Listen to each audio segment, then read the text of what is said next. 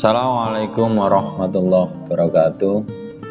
Teman-temanku sekalian, pada kesempatan kali ini saya akan menjelaskan bagaimana cara menjemput rizki yang berkah. Mungkin teman-teman sekalian sering mendengar percakapan seperti berikut ini, atau mungkin teman-teman sendiri yang pernah mengucapkannya. Misalnya seperti ini, "Mas, mau kemana nih? Tumben jam segini sudah berangkat." "Iya nih, mau berangkat mencari rizki." Nah, seperti itu. Atau mungkin ada lagi, "Loh mbak, ini mau kemana kok pagi-pagi gini sudah berangkat?" "Iya nih, mau cari sesuap nasi." Percakapan seperti itu mengatakan mencari rizki, berangkat mencari rizki ya. "Iya nih, mau berangkat mencari rizki loh, mencari rizki. Nah, mencari sesuap nasi." Jangan pernah mengatakan seperti itu teman-temanku sekalian. Jangan pernah mengatakan mencari rizki, tapi berkatalah menjemput rizki. Karena rizki itu tidak perlu dicari. Rizki itu sudah ada, tidak perlu dicari. Kalau dicari kan rizkinya nggak ada. Rizki itu sudah ada, kita hanya perlu menjemputnya saja. Oke, teman-teman sekalian, misalnya Anda mencari kucing yang hilang. Loh, kucingnya kan hilang, tidak ada. Jadi Anda mencarinya. Anda mencari cincin yang hilang, berarti cincinnya kan nggak ada.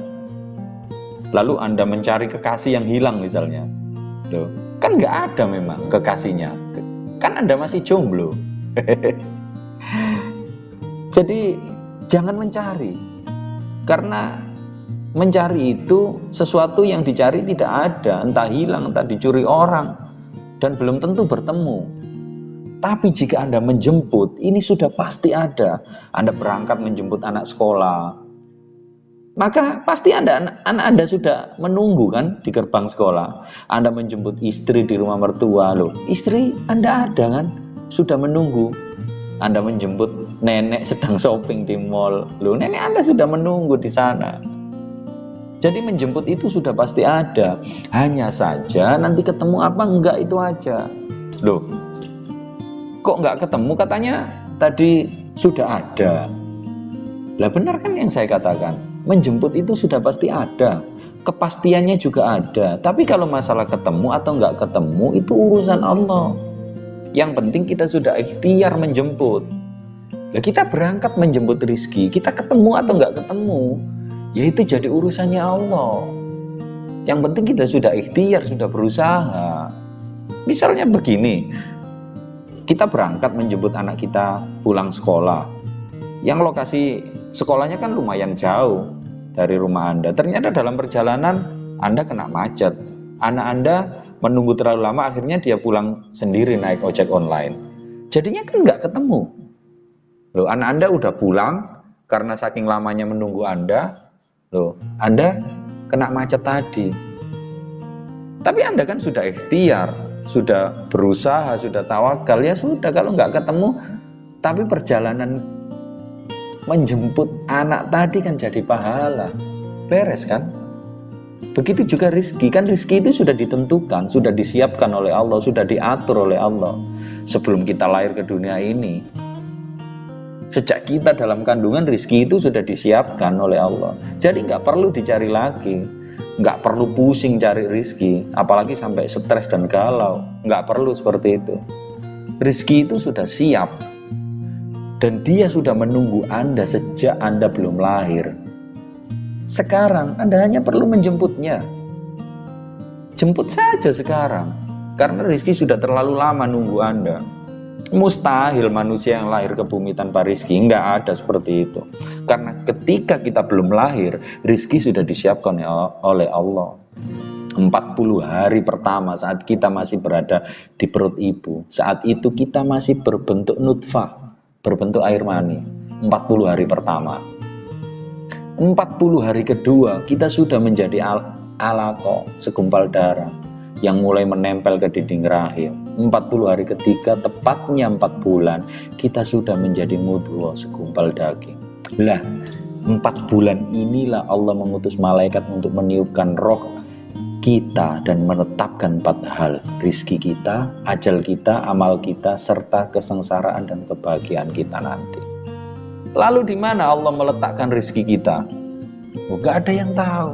Di mana Allah meletakkan rizki kita? Di Sumatera, di Kalimantan, Bali, Jakarta, Surabaya, Jepang, India, di mana tepatnya?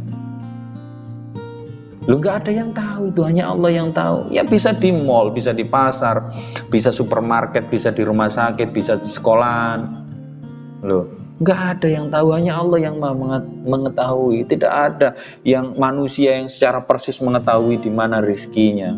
Karena itu rahasia Allah. Tugas kita hanya berusaha saja, berjalan saja. Berikhtiar, nanti Allah akan menemukan kita dengan rizki kita. Nanti akan sampai.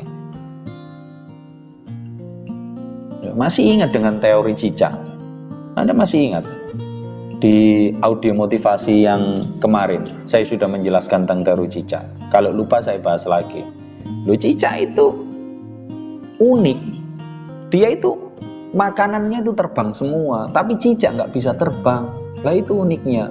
Lalat bisa terbang, nyamuk bisa terbang, makanan cicak terbang semua. Tapi cicak nggak bisa terbang. Itu teori yang dilakukan orang tua kita dulu juga simple. Sampai ada lagunya. Masih ingat lagunya tentang cicak loh? Oke, kalau Anda lupa, saya yang nyanyi sekarang. Cicak-cicak di dinding, diam-diam merayap, datang seekor nyamuk, lalu ditangkap. Itu lagunya. Lupa Anda. Ada apa dengan lagu itu? Kenapa saya nyanyikan? Karena ada hubungannya. Coba lihat, cicak-cicak di dinding, diam-diam merayap. Coba Anda perhatikan, diam-diam merayap. Allah hanya menyuruh cicak merayap saja. Allah hanya menyuruh cicak berjalan saja. Nanti nyamuk yang datang jadi makanan cicak. Cicak hanya perlu berjalan menjemput rizkinya. Kalau cicak tetap di dalam, nggak keluar, nggak jalan, ia nggak dapat makanan. Makanya diam-diam merayap. Cicak itu merayap. Cicak perlu keluar untuk menjemput rizki, perlu berjalan, perlu berusaha. Kalau cicak pemalas, cicak nggak mau jalan-jalan, cicak tidur-tiduran saja, ya nggak bisa, nggak dapat makanannya, nggak ketemu dengan rizkinya. Begitu juga dengan kita. Kita hanya perlu berjalan, berusaha sesuai kemampuan, serta keahlian yang kita miliki. Lakukan dengan penuh keikhlasan, sebagai bentuk ikhtiar. Nanti Allah akan mempertemukan dengan rizki kita. Yang miliki kemampuan sebagai tukang becak, yang hanya bisa menjalani sebagai tukang becak kuli bangunan, lakukan dengan ikhlas. Anda mampu mengajar sekolah, ayo jadi seorang guru. Kalian Anda bidang jual beli, ayo saja jadi pedagang, jadi pengusaha. Anda ingin jadi pengusaha, belum punya modal, jadi karyawan dulu.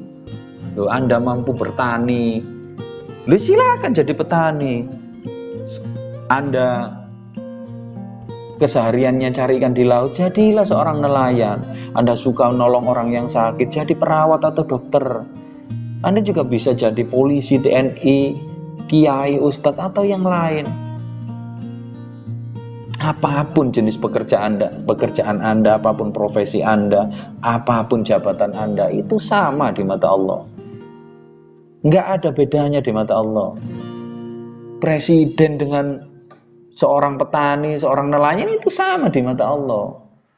Yang membedakan seseorang di sisi Allah bukan jabatan, bukan jenis pekerjaan, bukan kekayaan, bukan ketampanan, bukan kecantikan. Tapi yang membedakan di sisi Allah hanyalah amal. Jadi silakan, jalani saja semua jenis pekerjaan yang Anda miliki.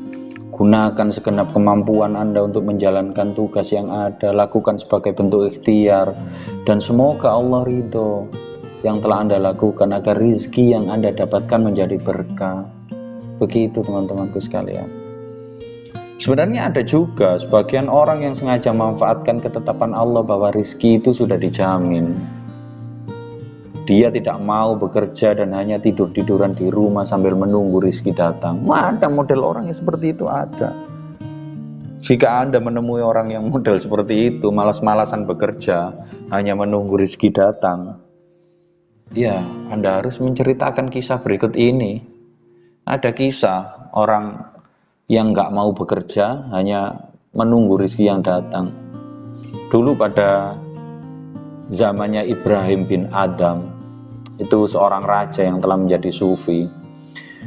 Dia sudah memberikan nasihat kepada murid kesayangannya, namanya Syakik al-Balkhi. Syakik al-Balkhi ini dinilai salah karena tidak mau bekerja, dia malas bekerja. Kisahnya berikut ini. Syakik al-Balkhi itu seorang pedagang. Suatu ketika dia sedang berjalan di padang pasir. Dia melihat ada seekor burung yang tiba-tiba jatuh di depannya. Sayapnya patah. Kedua sayapnya patah burung itu. Tapi burung itu masih hidup, namun tidak bisa terbang lagi. Syakik al-Balkhi terus perhatikan burung tersebut. Lalu dia bilang dalam hati, burung ini sudah tidak bisa terbang dan sudah tidak bisa lagi menjemput rizkinya. Jika Allah memang menjamin rizki burung ini dan burung ini bisa tetap makan, maka mulai besok aku nggak akan kerja. Aku nggak akan dagang lagi. Aku santai-santai saja di rumah sambil nunggu rezeki datang. Loh, bilang seperti itu Syakik al-Balkhi. Nggak lama kemudian Syakik al-Balkhi ini melihat burung lain dari atas datang dengan membawa seekor belalang dan kemudian diberikan ke burung yang tidak bisa terbanglah tadi.